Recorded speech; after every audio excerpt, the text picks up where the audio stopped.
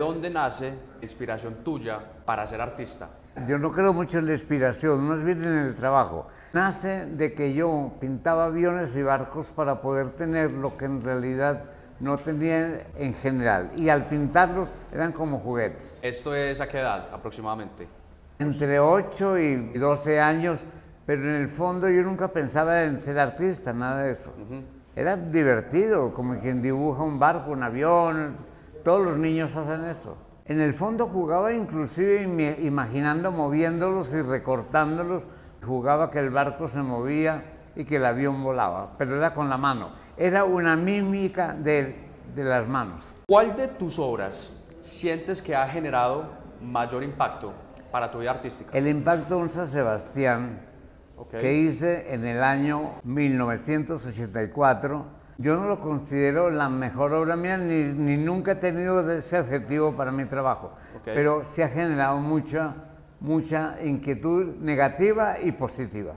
Para las personas que de pronto no conocen la obra, porque hay varias versiones del San Sebastián, los que yo conozco personalmente son obras monumentales, de más de 3 metros de alto. Claro. Tú dices aproximadamente 2 años de trabajo para esta obra en Para específico.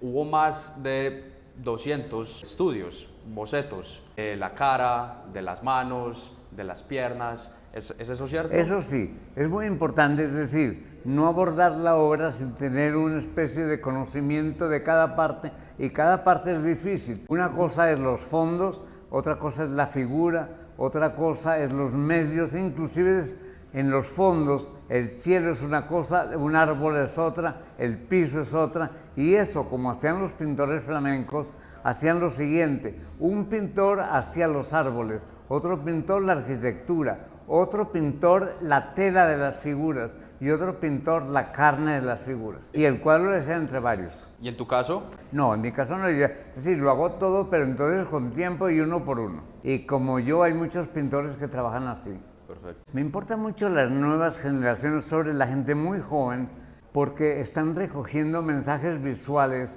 que en el fondo van a trabajar ellos mismos a su manera, y en el fondo para mí es muy importante lo siguiente: si lo reciben bien, está bien; si lo reciben mal, la culpa es mía, como decía Picasso. Me decías que tú creías que tus obras están inconclusas, que eventualmente va a llegar otro artista que las va a estudiar y las va a continuar. Eso sí me importa mucho y quiero ponerlo muy claro. Cada artista en la historia del arte no terminó, porque lo que un artista piensa es mucho más que lo que una vida tiene. Supongamos que vive a 100 años. Miguel Ángel hizo proyectos para 400 años. Él pensó que los iba a hacer. Eran 400 años, no vivió 400 años, vivió 89 años. ¿Cuál siente que ha sido el mayor reto en ese proceso de evolución? Yo tuve un reto grande cuando entré en el constructivismo, en parte por curiosidad, en parte por interés, en parte por vencer, y además siempre me interesaba mucho el rigor de la geometría.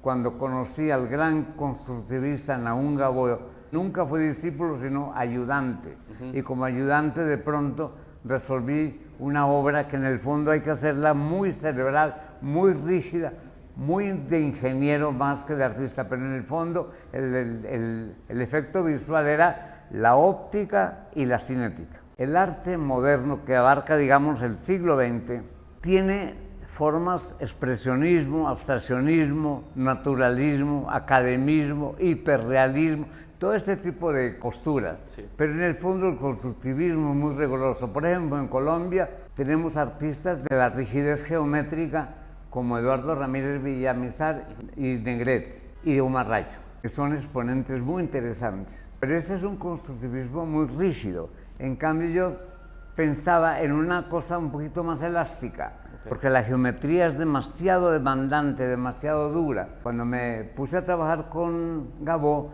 me llamó la atención el efecto visual de la combinación de hilos descomponiendo la luz.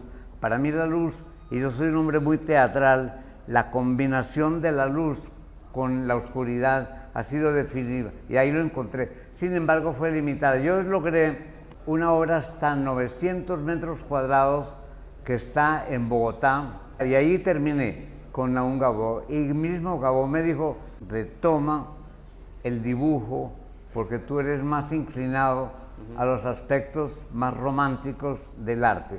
Pero vuelvo para terminar. El constructivismo orgánico es el de Taller Torres García, que es cuando se combinan maderas y se hacen cosas ensambladas. El constructivismo geométrico es muy rígido, no admite sino la vertical, la horizontal y la diagonal.